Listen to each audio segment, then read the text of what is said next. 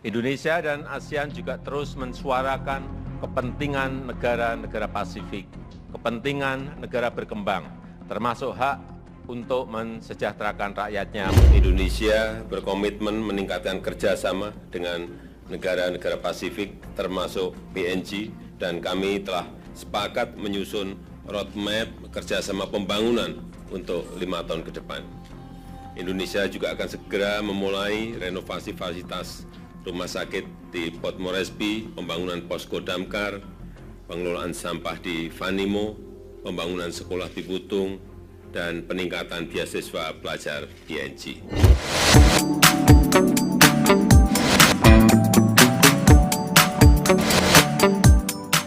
Thank the government of the Republic of Indonesia for the grant assistance of 60 million kina for the new Port Moresby General Hospital ICU ward, which is going to be a fantastic way of looking after those people in need in our country, and of course the brand new mortuary as well. And with that, the West Sepik Integrated Development Project, including Wutung Primary School, with building project and the upgrade of the Vonimo Fire Station and the Vonimo Waste Management System. All very important projects in Vonimo, West Sepik Province, right on our border. Thank you, Minister, for all your love, attention and work you do to make sure that our relationship is stronger than ever. Thank you so much. Pembangunan negara demi mewujudkan Indonesia Emas 2024 terus dikebut. Meski belum maksimal, namun pemerataan pembangunan selalu diupayakan agar segera dirasakan oleh seluruh rakyat Indonesia. Saat ini Indonesia tidak hanya membangun wilayah pedalaman, pinggiran, dan perbatasan, namun juga terus serta membangun negara tetangga, sebagaimana yang diamanatkan dalam Undang-Undang Dasar 1945 untuk ikut serta melaksanakan ketertiban dunia yang berdasarkan kemerdekaan, perdamaian abadi, dan keadilan sosial. Sebagai wujud menjaga perdamaian, kestabilan, dan kesejahteraan negara kawasan, Indonesia memberikan bantuan hibah berupa pembangunan infrastruktur, fasilitas kesehatan, dan pendidikan kepada Papua Nugini. Program bantuan hibah kepada Papua Nugini merupakan bagian dari komitmen Indonesia untuk memperkuat kerjasama pembangunan di kawasan Pasifik. Menteri Luar Negeri atau Menlu Republik Indonesia Retno Marsudi mengungkap deretan proyek hibah Indonesia di Papua Nugini, diantaranya modernisasi Port Moresby General Hospital, renovasi stasiun pemadam kebakaran dan fasilitas pengelolaan limbah di Vanimo, serta renovasi sekolah dasar atau SD Wutung. Sekedar diketahui, Wutung adalah nama daerah di Papua Nugini yang berbatasan langsung dengan wilayah kota Jayapura, atau lebih tepatnya Skou di distrik Muara Tami. Retno menyampaikan bahwa Indonesia merasa terhormat bisa membantu merenovasi sekolah ini. Indonesia menyadari akses pendidikan pada kawasan perbatasan menjadi kebutuhan penting masyarakat.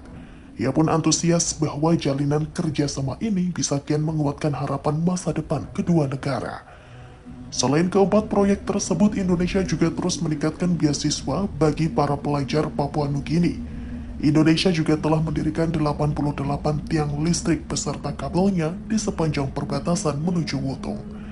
Proyek ini menjadi fondasi penting untuk menyediakan listrik di kawasan Wutung dan sekitarnya.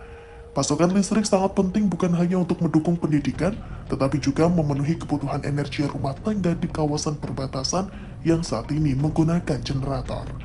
Bersama Timor Leste dan Malaysia, Papua Nugini adalah negara tetangga yang memiliki perbatasan darat langsung dengan Indonesia. Panjang perbatasan Indonesia-Papua Nugini dari utara ke selatan adalah lebih kurang 780 km yang ditandai dengan 52 pilar atau tugu batas. Hubungan Indonesia dan Papua Nugini telah berlangsung sejak 1973. Saat itu Papua Nugini masih menjadi bagian dari Australia. Hubungan berlanjut dan semakin intensif setelah tetangga di sebelah timur itu merdeka dari Australia pada September 1975. Sejak relasi diplomatik resmi terjalin pada tahun 1976, Indonesia selalu ada dan siap siaga membantu Papua Nugini. Indonesia selalu ada ketika Papua Nugini mengalami kesulitan saat krisis ekonomi hingga tekanan keuangan. Pertolongan Indonesia selalu sampai ke negara yang pernah menjadi bagian Australia itu. Komitmen Indonesia itu pun terus berlanjut hingga saat ini. Bahkan Indonesia juga membuka pintu selebar-lebarnya bagi negara lain, termasuk Papua Nugini, untuk melihat dan mencontek keberhasilan Indonesia membangun Papua dan mengolah sumber daya alam. Papua Nugini diketahui ingin belajar dari keberhasilan Indonesia untuk melipat gandakan hasil komoditas nikel hingga 30 kali lipat. Papua Nugini juga ingin mencontoh keberhasilan Indonesia dalam hal mengambil alih kepemilikan saham perusahaan internasional, sebab selama ini upaya mereka untuk bisa seperti Indonesia tidak bisa dilakukan dengan mulus. Malah usaha mereka bersepakat dengan pihak setan karena disebabkan kondisi ekonomi mereka saat ini. Maka dari itu, keberhasilan Indonesia mengakuisisi PT Freeport Indonesia, termasuk dengan segala keuntungannya, inilah yang kemudian menginspirasi Papua Nugini.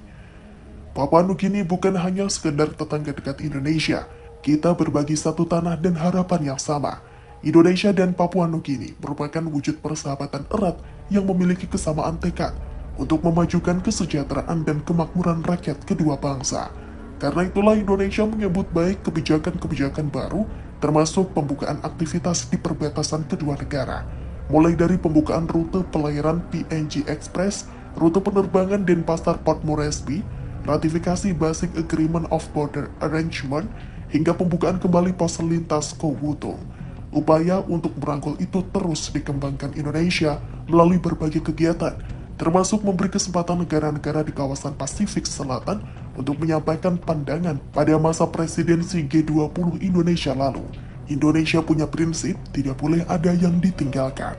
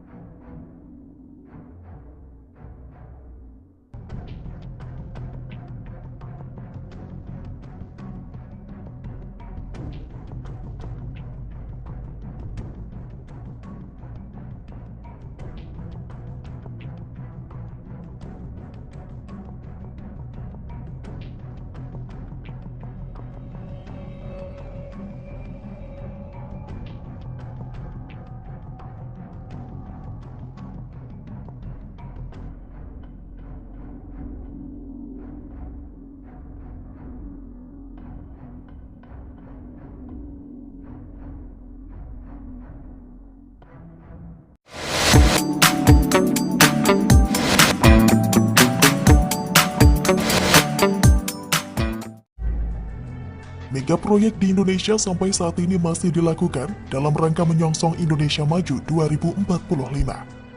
Di tahun 2024 ini, beberapa proyek pembangunan infrastruktur terus digenjot di sejumlah daerah di Indonesia. Bahkan beberapa di antaranya merupakan proyek baru yang hadir. Beberapa proyek ini hadir dan tersebar mulai dari Pulau Sumatera, Sulawesi, dan Papua. Setidaknya ada 3 mega proyek yang hadir di tahun 2024 ini. Apa saja ketiga proyek raksasa itu? 1. Pembangunan flyover Sitinjau Lawik di Sumatera Barat. Rencana pembangunan flyover Sitinjau Lawik di Sumatera Barat masih terus berproses. Bahkan Menteri BUMN Erick Thohir memastikan dukungan terhadap pembangunan flyover di jalur tersebut. Kawasan Sitinjau Lawik merupakan rute yang memiliki tanjakan ekstrem. Meski jalur ini termasuk jalur nasional yang memiliki badan jalan yang lebar, tapi tidak semua kendaraan dapat dengan mudah untuk melewati jalur ini. Kendaraan berat harus mengambil sisi terluar jalan yang landai agar mendapatkan momentum untuk menanjak. Direktorat Jenderal Pembiayaan Infrastruktur Pekerjaan Umum dan Perumahan Rakyat atau DJPI PUPR mengungkapkan proyek pembangunan flyover Sitinjau Lawik di Padang, Sumatera Barat dalam rangka mempermudah proses distribusi kebutuhan konsumsi masyarakat. Pembangunan flyover Sitinjau Lawik bertujuan untuk meningkatkan kualitas jalan agar mengurangi risiko terjadinya kecelakaan lalu lintas akibat gradien kemiringan jalan existing yang sangat curam, sehingga memberikan tingkat keamanan dan keselamatan yang lebih baik dari kondisi sebelumnya bagi pengguna jalan. Saat ini rencana pembangunan sudah memasuki tahap Public-Private Partnership BUP 2023. Pola KPBU atau kerjasama pemerintah badan usaha yang akan dilakukan untuk pengadaan badan usaha pelaksana atau BUP akan dimulai setelah terbitnya konfirmasi final dari Kementerian Keuangan dan penetapan lokasi dari Gubernur Sumbar. 2. Pelabuhan Anggrek di Gorontalo. Konstruksi tahap 1 pengembangan Pelabuhan Anggrek Gorontalo Utara, Gorontalo bakal dimulai pada Februari 2024. Pembangunan Pelabuhan Anggrek diharapkan dapat menjadi lokomotif pembangunan ekonomi dan kemajuan daerah Provinsi Gorontalo. Pasalnya, Gorontalo masih menjadi provinsi dengan tingkat perekonomian yang rendah, di mana pertumbuhan ekonominya masih berada di bawah rata-rata pertumbuhan ekonomi nasional. Sementara posisi Pelabuhan Anggrek berada di lokasi strategis, yakni berdekatan dengan jalur perdagangan internasional utama yang merupakan akses krusial bagi perdagangan antara Indonesia dan negara-negara di kawasan Asia Timur. Terlebih Pelabuhan Anggrek rencananya akan diintegrasikan dengan kawasan ekonomi khusus atau KEK. Pelabuhan Internasional Anggrek dirancang dengan konsep Smart Green Port, sebuah konsep pelabuhan yang mengkombinasikan penggunaan teknologi informasi dan komunikasi untuk meningkatkan efisiensi, keamanan, dan keberlanjutan dalam operasional pelabuhan. Nantinya akan ada pelatihan yang akan meningkatkan kompetensi warga Gorontalo Utara dan memastikan penyerapan tenaga kerja secara maksimal yang didominasi oleh talenta lokal. 3. Jalan Trans Papua. Proses konstruksi pembangunan Jalan Trans Papua ruas Jayapura Wamena akan dimulai pada awal 2024 dan ditargetkan akan selesai pada tahun yang sama. Segmen Membramo Elelim milik Kementerian PUPR dirancang dengan panjang 50,14 km dengan perkiraan biaya investasi sebesar 3,3 triliun rupiah. Proyek ini didanai oleh skema kerjasama antara pemerintah dan badan usaha atau KPBU. Secara fisik, lahan yang akan menjadi ruang lingkup pembangunan Jalan Trans Papua diklaim sudah clear, sehingga Kementerian PUPR berharap tahap konstruksi dapat segera dimulai pada awal tahun 2024. Pembangunan Jalan Trans Papua terus digeber karena ruas Jayapura Wamena memiliki peran vital karena menyambungkan daerah pesisir dengan pegunungan. Dari Jayapura, kendaraan melintasi Kerom, Yalimo, hingga Wamena di Papua Pegunungan. Hal tersebut membuat Kementerian PUPR mengutamakan penyelesaian pembangunan ruas Jayapura Wamena.